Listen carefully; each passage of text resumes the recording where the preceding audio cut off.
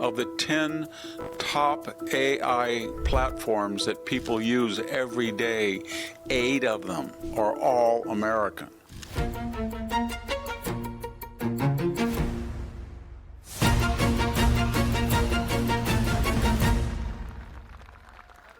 Hello, this is Victor Davis Hanson for the Daily Signal. During this midterm summer and fall, don't fall for the doom and gloom that we hear so often about America's in decline or we're bogged down in Iran. In actuality, due to new deregulation, emphasis on energy production, deregulation, pruning back the federal government, and winning over the confidence of our tech sectors, the United States is waging a quiet technological revolution. And believe it or not, what people said 30 years ago, that we would be a second-class power or just like all of the others, is not true. We are more preeminent in key technologies than we've ever been. Take, for instance, tech companies. One way we measure their influence and power is their market capitalization. Of those tech companies in the United States that are worth over $1 billion, the number has grown to 850, and the aggregate value of them is $5.2 trillion. That means nationwide, people are buying their products and investing in them.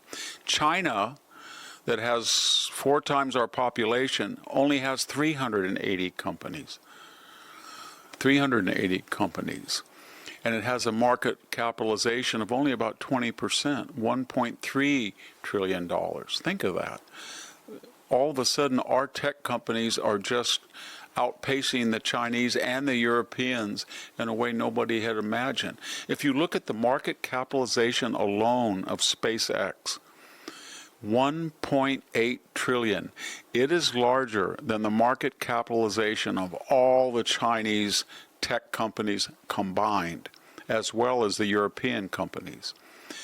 If you want to talk about satellites and space exploration, last year China put into space 400 satellites. That's quite an achievement.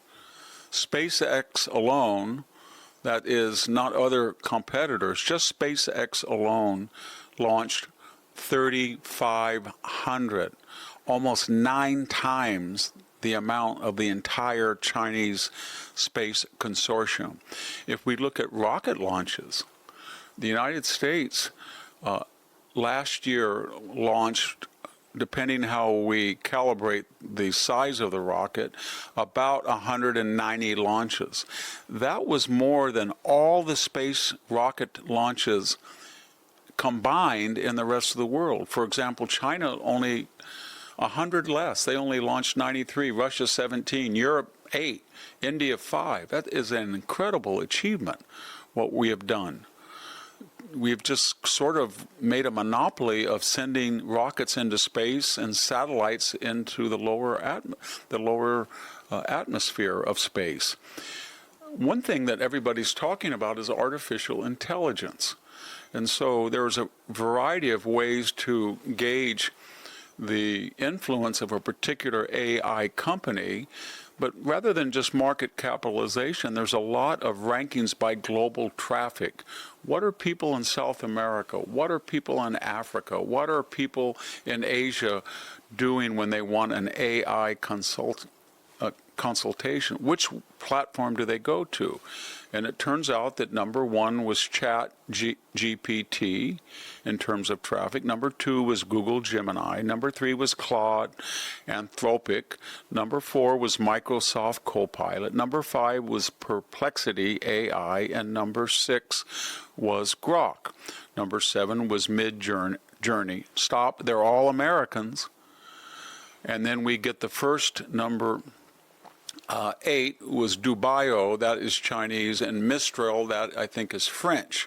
And the final 10th is Notion AI. What I'm getting at is, of the 10 top AI platforms that people use every day, 8 of them, the top 7, are all American. Finally, another way of gauging American competitiveness, there's a couple more, is software companies. And we can do that by market capitalization because they're so different. The number one company in the world with $4.4 trillion in market capitalization is Apple. The number two is Alphabet-Google with $4.17 trillion. Number three, Microsoft, $3.5. Number four, Meta, $1.4 trillion. Number five, Oracle, $422 billion. Number six, Palantir, $279 billion. Number seven, Palo Alto Networks, $118 billion. And we come to number eight, the first foreign company with $220 billion. Just a fraction of what the top three companies' market capitalization is in SAP SE. Number nine, Salesforce. Number 10, Adobe. And what am I getting at? We have 10 companies, and 8 or 9 of them are American, depending on how we gauge some of the foreign capital markets. In other words, for the most exciting and most influential and most determinative technology of the future, the United States has captured, in terms of influence and value, about 85 to 90% of them. Finally, people are talking about genetic engineering. This has become a very relevant topic to myself because after a health issue, I've discovered that with genetic engineering, they can take a tumor out of your body, biopsy it, chart your genetic mutations, give you blood tests every 90 days, and find one cell in your blood system that may have the cancer tumor, the same cancer tumor's mutation, even though it will not show up on a scan for 4 or 5 months. But they will give you warning that you may have a recurrence of a malignancy. So how's the United States there? Number one, Natera. Number two, Illumina. Number three, Crystal. Number four, Crystal Ionis Pharmaceutical. Number five, Genomics. I could go on.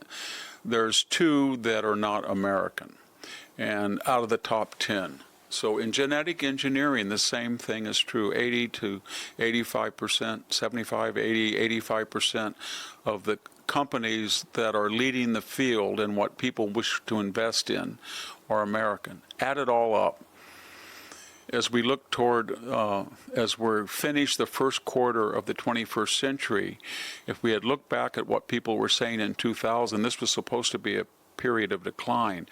The United States GDP has leaped forward at $31 trillion, 10 trillion more than the Chinese and more than the Europeans as well by 10 million. But in all the key emerging technologies that are going to determine our collective safety, security, and prosperity, that is satellites, space exploration, software engineering, genetic engineering, you name it, artificial intelligence. The United States is not just leading, but it has a greater grasp, control, monopoly of these emerging technologies than the Chinese, the Europeans, and the entire world put together. Thank you very much. This is Victor Davis Hanson for the Daily Signal. Thank you for tuning in to the Daily Signal. Please like, share, and subscribe to be notified for more content like this. You can also check out my own website at victorhanson.com and subscribe for exclusive features in addition.